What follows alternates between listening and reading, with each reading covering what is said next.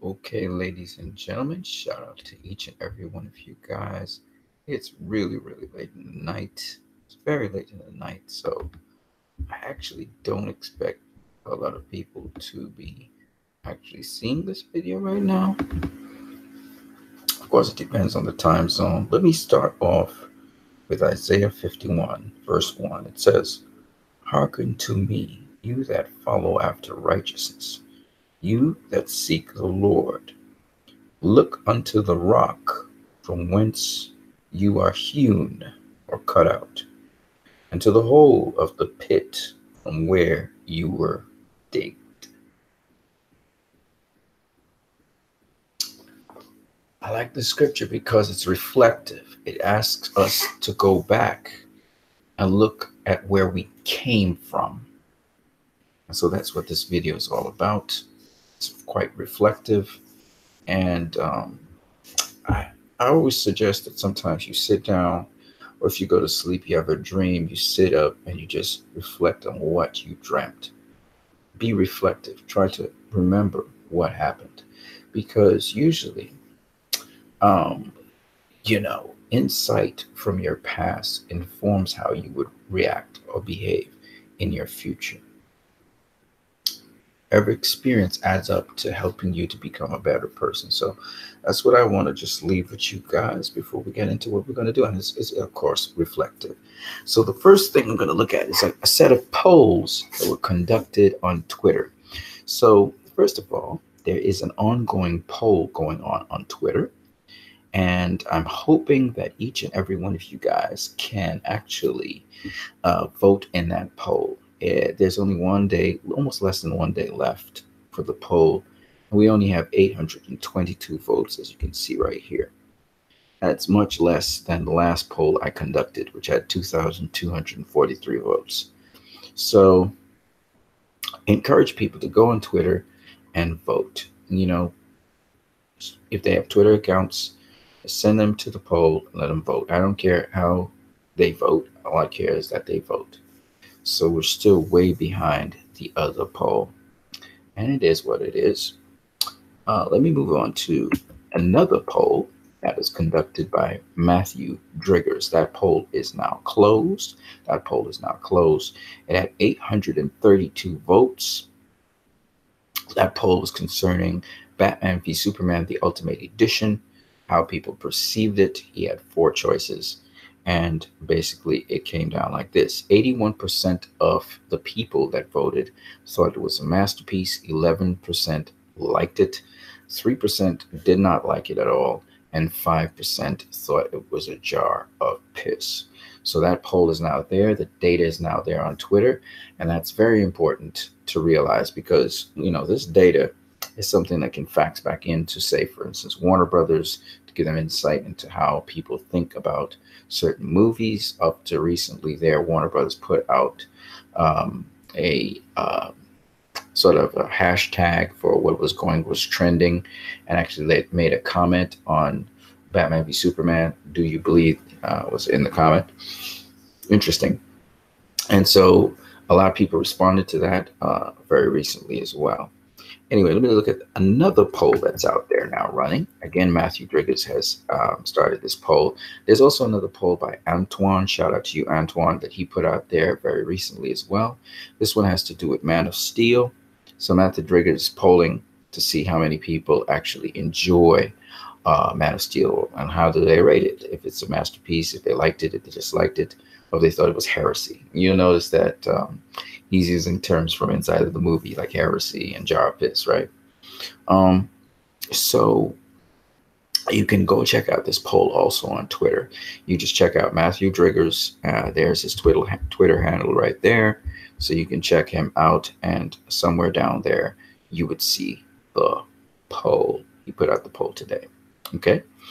All right. And let me move on. Okay. So going backwards into time, we're reflecting a little bit. In Man of Steel, we remember Kal-El's father, Jor-El, saying, "You can save her, Kal. You can save all of them." And I thought that was a very touching moment. So you remember this moment. This is, again, a very impactful, intense, emotional moment where Jor-El is speaking to Cal. And so one of the Twitter users on Twitter, he took that and he did this. Now, maybe you get the joke, maybe you don't get the joke. It was very funny to me. I actually had to laugh because I thought it was really hilarious. Here's Jor-El, and he's actually speaking to Cal as well. This is also Cal. And for those of you who don't know who Cal is actually Henry Cavill's dog. So Henry Cavill's dog has been named Kal-El as well. So taking that into consideration, there's only one way this ends, Cal. Either you die or I do. You know? Right? Now, one of the guys on Twitter, he actually did that, and I thought it was pretty funny. It's like a parody on Man of Steel. I thought it was pretty hilarious that they put Cal, the dog Cal, who's actually Cal, into the role where Henry Cavill was playing Kal-El. So I thought that's pretty funny, and I just wanted to share that with you guys. So on reflecting on Batman v Superman, I put up this meme very recently, and this was something I found out when I was actually on Larry Fung's Twitter. And Larry Fung, someone asked a question about what he was doing with his camera and stuff like that, and and so actually the responses to that on Twitter were really quite remarkable. And so from Twitter, I got this. This is not my idea. This is something I learned to myself. And it was crazy when a guy was talking about how they graded the movie, and that actually, in BVS, Larry Fong actually shoots part of it in the colors of Superman. It's a very subtly nuanced, but it's there. It's really crazy. So I decided I want to share this with you guys on Twitter. And literally, if you look, you will see the light kind of panning right here, and this really looks red. This is actually a color of red. Of course, almost the entire, even though it's nighttime, you can see everything is in a shade of blue, right? So that's Superman wears, when he's in a suit, he wears blue, red, and then of course he has the yellow or the golden color. And it's so interesting that the light that goes through and shines actually has a yellow hue inside of it. Kind of like when the Flash was running in Justice League. Zack Snyder said it's actually yellow lightning that you're looking at. It's coming off of him, but it's encapsulated in a blue kind of sort of background, so that you think it's blue, but it's actually it's yellow. And unfortunately, in Justice League, we couldn't see that because they messed around with the color grading, so it looked more white than yellow. It was supposed to look yellow. So this specific color grading that Zack Snyder did for BVS at certain points in BVS were to highlight Superman's presence in the movie throughout it. And I thought it was very subtle, very nuanced, really cool. And another point about it is, the name of the movie is Batman v Superman. And if you look, Superman, his crest is inside of the heart of Batman's symbol, right?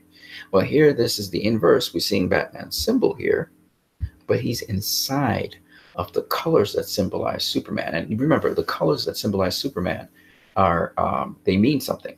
The yellow refers to the yellow sun that Superman is in, or the golden, the golden era. And then the blue represents the Earth. Lex Luthor hinted to it, a little blue planet here, the Earth, the waters of the Earth. The water symbolize the spirits of men. And of course, the red represents blood, or the fire of mankind, Earth. You go to flags and stuff, you get the point. So yes, the red symbolizes mankind, the human aspect of the whole thing. And so it's just really cool that the subtle cinematography, and this is just how deep and just how how detailed they went into this movie. Everything had a symbolism to it. Everything had significance to it. And there was a lot of research that went into stuff, and I really appreciate that about Batman v Superman. I want to show you a couple other things which are really cool. So let me move on.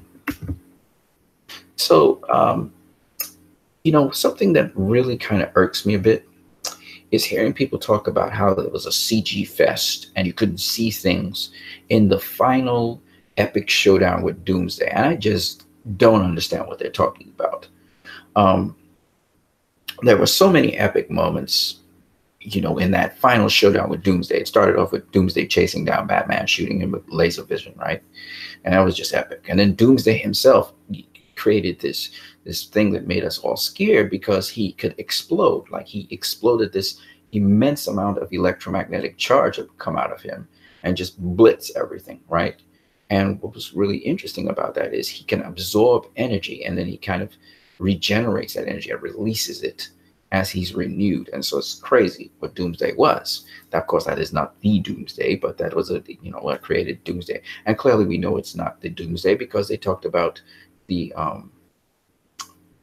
Kryptonian ship actually spoke about the original Doomsday being, an abomination that was formed, and so the procedure was not supposed to be replicated. So there, of course, there was an original Doomsday.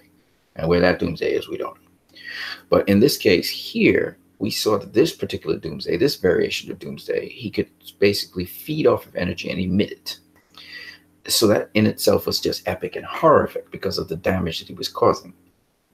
But what is very interesting was when Doomsday chased down Batman, everybody, the whole entire cinema, I don't care who you say you are, you cannot tell me that when Wonder Woman showed up in Batman v Superman, you weren't hyped. Because the entire cinema, the whole reason people watched the Wonder Woman movie was because the introduction to Wonder Woman was the most epic introduction of a superhero ever in the history of superhero movies. She dropped down and protected Batman from Doomsday's blast. It was epic. Okay, if that scene alone didn't make that final act, that final fight scene in Batman v Superman epic, then Superman comes in, punches Doomsday into all of those plant explosive containers and stuff, and it blows up everything, and then he goes and emits this blast. Batman gets out the way. Then we see Wonder Woman and Superman withstanding that blast. And you're hearing Wonder Woman's shield going straight out of freaking comic books, folks. If you are a comic book nerd, you're like watching this saying, my God, right? It is so freaking epic. And then on top of that, they of course, Doomsday's blast pushes them back. You see all the damage all around them. So you see that this is them with the shield right here. This is so freaking epic. This is so... Oh, man. Guys, Zack Snyder knows how to do action, right? So this was just epic, right? Look at Superman there. Oh, Wonder Woman. Oh, man, come on, man. All right. Anyway, I don't want to geek out, but there they are. They got pushed back. Superman got pushed back. Wonder Woman. Of course, Superman much more strong, much more powerful. Takes the full brunt of the blast, right? Then, if that ain't enough, Wonder Woman sees Doomsday. Doomsday's walking through the midst. Doomsday looking really like a badass. The first time we saw Doomsday, he looked weird. Okay, I'm not gonna lie. But with the injuries and the damage to him and the skin peeling off, and then he has all these lines and all the bone structure starting to come out of him, he looked badass walking through that fire, coming at Wonder Woman. And she leaps. Do you guys remember that? That was one of the most epic moments ever. We never seen that in cinematography.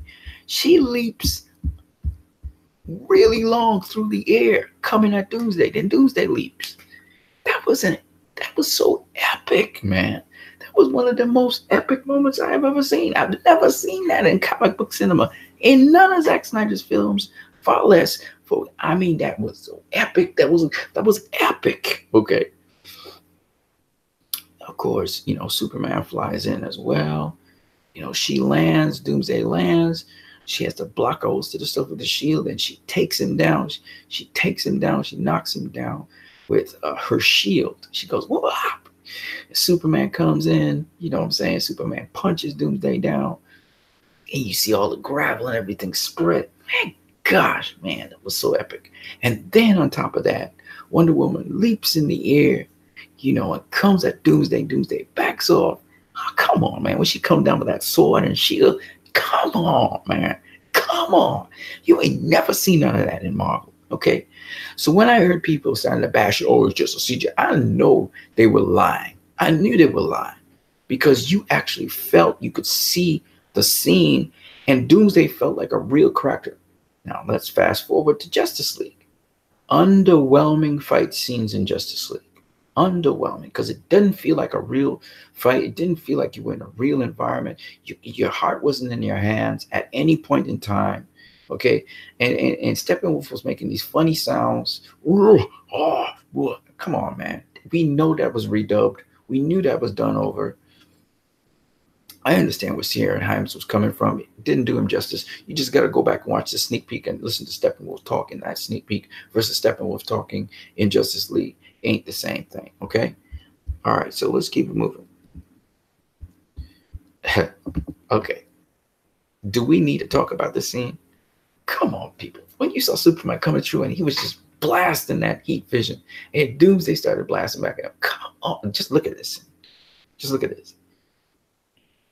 Then we, of course, had the enormously comical element where Batman had to get away from Doomsday because he didn't have that power. Everybody was like, Batman needed to win the day. Come on, man. Come on, it's a realistic take on what would happen, man.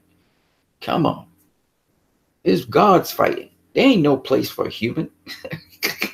Batman knew that. So he knew he had to get out of there. You know what I'm saying? It was funny, but, you know, at the end of the day, you know, everybody was laughing about that. You know, the diehard Batman fans felt butthurt about it, but what are you supposed to do? You think Batman could go up against Doomsday? Come on. I remember how it should have ended was saying, you know, Batman needed to leap in the air, Doomsday, and save the day. And I was like, Ninja, are you stupid? Dude saw what Doomsday could do. He was the one that flew down into Doomsday, watched Doomsday almost incinerate his ship. Then he has Doomsday chasing him, and then Doomsday hits a piece of his ship, and his ship goes crashing into the earth. His Batwing. Okay, Doomsday and Batman saw Doomsday about to incinerate him. If it wasn't for Wonder Woman, he'd be dead right now. Okay, he was like, "Oh shit." Okay, so what are you talking about? So Batman all of a sudden gonna do something really stupid? Batman don't do stupid. Batman ain't stupid. That's the one thing you guarantee. Batman's not stupid. You know what I'm saying?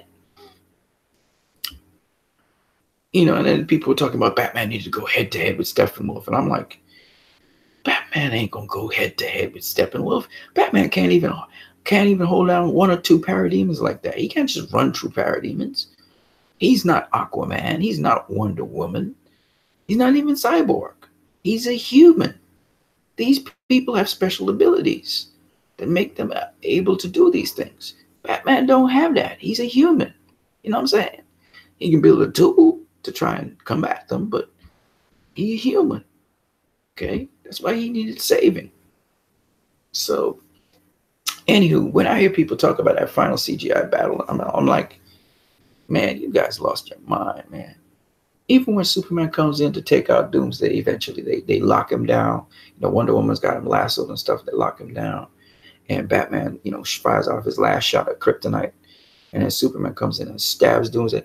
Come on, man. I heard people say, you know, Wonder Woman could have taken on Doomsday and take him down. No, she couldn't. She couldn't.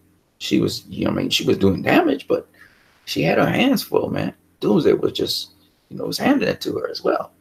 So the three of them did it. Clearly, Superman had to be the guy to slam that in. There was no other way that was going to go down. Because Batman was outpowered. Wonder Woman had her hands full. She had him locked down, you know. But she didn't have what she was going to use. She had a sword. Yeah, but I mean, what's she going to do? She going to stab him with the sword? How's that going to work? She stabs him with the sword on what? You know what I'm saying? You got to kill. The only way to kill this dude is to use kryptonite. He going to heal back if you do any other way. So Superman was the guy to do it. I mean, and he wasn't the best fighter. So Wonder Woman was the one who could be able to secure him, at least in place for a while. And the other thing that was, I mean, there was so many epic scenes in that thing, man, and stuff straight out of the comic books and stuff too. But one of the most epic parts of that whole entire, and you know what was interesting too? That final fight scene involved drama, where Superman ends up talking to Lois Lane, his last words, just beautifully done. But what makes that scene so epic, besides Superman sacrificing his life, is the fact that we see an organic way how all three are able to work together. That's what made it epic. It wasn't they were telling jokes in the middle of their fighting like an MCU movie. You know what I'm saying? And the CGI is just not on point. Okay. And we know this because we saw that applied to Justice League. We saw Warner Brothers decide, okay, we're going to do the MCU approach, and we saw what happened in Justice League. The guy who was talking to me, this actually is a discussion I had on Twitter. He's talking about the CGI and how, you couldn't see everything and blah, blah, blah, blah, blah. So he said it was all right. This guy turned his brain off because clearly, if you actually watch that scene, that final battle, there's no way in any way, shape, or form you could ever say you didn't enjoy that. Because now we were seeing the superheroes in their full-blown powers doing their thing. You know what I'm saying? And we hadn't seen that all through the movie. We'd seen Superman kind of jostle with Batman, but Superman was still holding back. In the final fight scene, Superman wasn't holding back. Batman was doing the best he could, and Wonder Woman wasn't holding back. And the first time we saw Wonder Woman on the screen, I mean, you got to be crazy. Then seeing the Trinity together, and the way how Zack Snyder did it, are you for real? Are you serious? You ain't no comic book fan if you're talking about how that third act wasn't great. You not no comic book fan, man. In fact, you ain't even a fan of cinema, man. The way how Zack put that together, ain't nobody could touch that, man. That's something you could put on instant replay and watch over and over and over again. That final fight scene. It was epic, man. Epic. This ain't no Transformers movie, no Michael Bay movie. This the real thing. You know what I'm saying? This better than Avatar. And Avatar was good because of the story as well. The story of Avatar was making. This was better than Avatar, man. Are you serious, man? We never seen that before. I even think it trumps the Superman versus Zod scene in the final showdown. Because just the way, the quality, how it ended, how the fight ended and everything was just perfect. Anyways, let me keep it moving because it's late. So is this my final one? I think this is my final one. Someone on social media put this tweet up, and I thought it was really, really good. It was really, really good. And I thought this is the way to bring a summary on to the DCEU movies thus far, and why I believe these movies are just so much richer, deeper, and just fantastic films. And unfortunately, Suicide Squad was compromised and Justice League. But what I would say is still it's rich in content. Even though they compromise Justice League and Suicide Squad, it's still rich in content. Of course, it would be tenfold richer if they just allowed the directors to do what they do. But the content is rich. And that's what I love about movies. I don't go into the cinema to see any old flick. There's a time when I might want to laugh at something, and I think this comedy looks interesting, but I don't just go for comedy's sake. I just don't go for joke's sake. I don't do that. Okay. So this is what this person said. I'm gonna zoom in a little bit. In the DCU movies, the main premise has always been, what if these characters existed in our world today? That's the premise. And the world today we have is a world where those who try to do good are met with distrust and skepticism. This is so true. This is so true. It's a world where the most steadfast are forced to abandon their morals because people push them to do that, right? It's a world where even the purest of idealists can sometimes lose faith and walk away. It's true. It's true. Tell me that ain't true. It's a world that glamorizes the rich and corrupt and let them get away with anything. It is true. Don't tell me that ain't true. It's a world that turns to the bad guys sometimes to do the good guys' work. This is true again. This is true again. It's a world where those who are different are forced into isolation and loneliness. Tell me if this a world that is too dark or a truth that is too real. Because they always say, you know, Justice League, suicide. They say the DCU is very dark and stuff. No, it's realistic. I keep on saying it's realistic. A lot of people say, no, it's not realistic. It's at least real. I say, shut up, man. Just think about what I'm saying. It's a realistic world. And you know what's the beauty of the DCEU? It shows that these heroes overcome all of that, the world they live in, which is our world. And they're able in an organic and truthful way to actually move forward and inspire us and others in the world to be better. That is what makes the DCU so cool. That's what I enjoy about it. And so I just wanted to share that with you guys before I get out of here. Let me see what else we got here. Yep, we got Hangouts out here. Nobody's on the Hangout right now, but let me just check and see if I have a I got my audio is actually being heard. That's very important. It's very late in the night, so I don't expect you guys to be able to hear me. Okay, good. So I just wanted to share that with you guys, man, before I get out of Dodge.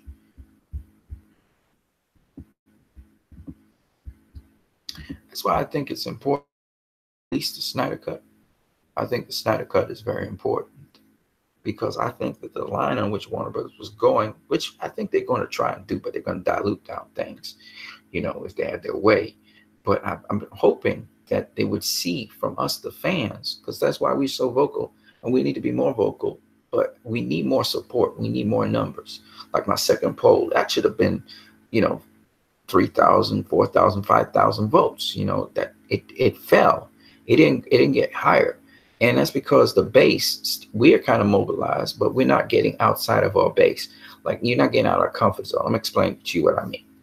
So, for instance, we as a group of people, we have to decide if we're going to explore outside. Sometimes we have to contact people outside of the internet. Sometimes we have to contact people who are not in our circle, who do not love the Snyder Cut. Maybe even talk about what we're about and what's our mission. We have to reach out to people outside of our little circle. That's the only way we can get further things going on. Anyway, guys, I just wanted to share this video with you guys. It's late in the night, and I was just trying to drink water, get my system kind of calmed down before I can go to sleep. So I decided, you know, let me share this video at this really unusual time. And then go in my bed. So I hope you guys have a good day tomorrow. Keep on thinking positive.